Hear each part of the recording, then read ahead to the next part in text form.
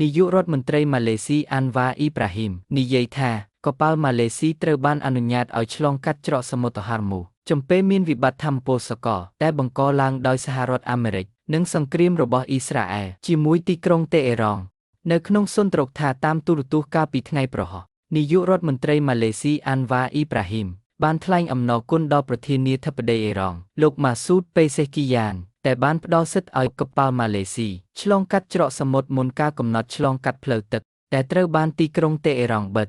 លោកអាន់វ៉ាបាននិយាយថាយើងកំពុងស្ថិតក្នុងដំណើរការធានាការដោះលែងកប៉ាល់ដឹកប្រេងម៉ាឡេស៊ីនិងកម្មករដែលពាក់ព័ន្ធដើម្បីពួកគេអាចបន្តដំណើររបស់ពួកគេទៅផ្ទះវិញលោកអាន់វ៉ាមិនបានបញ្ជាក់លម្អិតអំពីចំនួនកប៉ាល់ដែលបានឆ្លងកាត់ច្រកសមុទ្រនោះទេដែលជាធម្មតាជួយសម្រួលដល់ការដឹកជញ្ជូនប្រេងនិងឧស្ម័នធម្មជាតិរាវប្រហែល 1/5 នៃការផ្គត់ផ្គង់ទូទាំងពិភពលោកឬក្រោមលក្ខខណ្ឌអ្វីដែលកប៉ាល់ត្រូវបានឆ្លងកាត់ដោយសុវត្ថិភាពរដ្ឋាភិបាលម៉ាឡេស៊ីដែលជាប្រពៃណីបានបន្តគោលនយោបាយមិនចូលបាក់សម្ព័ន្ធក្នុងកិច្ចការអន្តរជាតិមិនបានឆ្លើយតបភ្លាមចំពោះសំណើសុំការអត្ថាធិប្បាយនោះទេនាយករដ្ឋមន្ត្រីម៉ាឡេស៊ីអានវ៉ាអ៊ីប្រាហ៊ីមបាននិយាយថា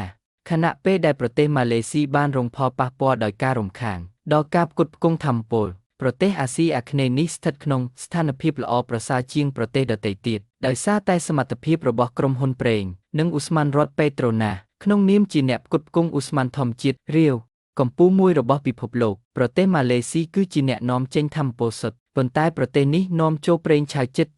70% ពីតំបន់ឈូងសមុទ្រនាយករដ្ឋមន្ត្រីម៉ាឡេស៊ីអានវ៉ាអ៊ីប្រាហ៊ីមរដ្ឋាភិបាលរបស់លោកនឹងចាត់វិធានការជាបន្តបន្ទាប់ដើម្បីសន្សំសំចៃប្រេងឥន្ធនៈរួមទាំងការកាត់បន្ថយកូតាប្រចាំខែសម្រាប់ប្រេងសាំងដែលមានការឧបត្ថម្ភធននិងការផ្លាស់ប្តូរមន្ត្រីរាជការបន្តិចម្ដ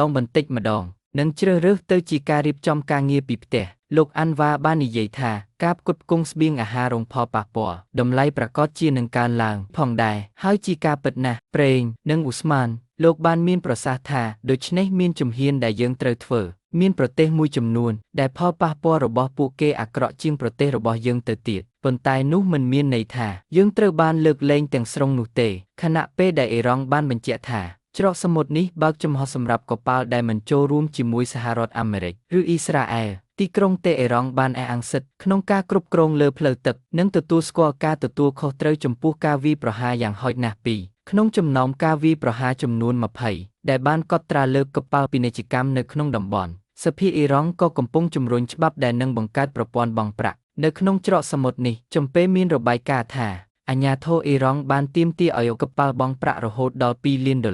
ដើម្បីធានាការឆ្លងកាត់ដោយសុវត្ថិភាពរបស់ពួកគេកប៉ាល់ចំនួន5គ្រឿងត្រូវបានតាមដានដែលកំពុងឆ្លងកាត់ច្រកសមុទ្រតាមរយៈប្រព័ន្ធកំណត់អត្តសញ្ញាណដោយស្វ័យប្រវត្តិរបស់ពួកគេនៅថ្ងៃពុធតែកើនឡើងពី4គ្រឿងកាលពីថ្ងៃមុនសង្គ្រាមយោងតាមក្រុមហ៊ុនស៊ើបការសម្ងាត់សមុទ្រ Windward ជាមធ្យមមានកប៉ាល់ចំនួន120គ្រឿងបានឆ្លងកាត់ផ្លូវទឹកនេះជារៀងរាល់ថ្ងៃនេះបើតាមការចុះផ្សាយពីAl Jazeera នៅថ្ងៃទី27 ខែមីនាឆ្នាំ2026នេះ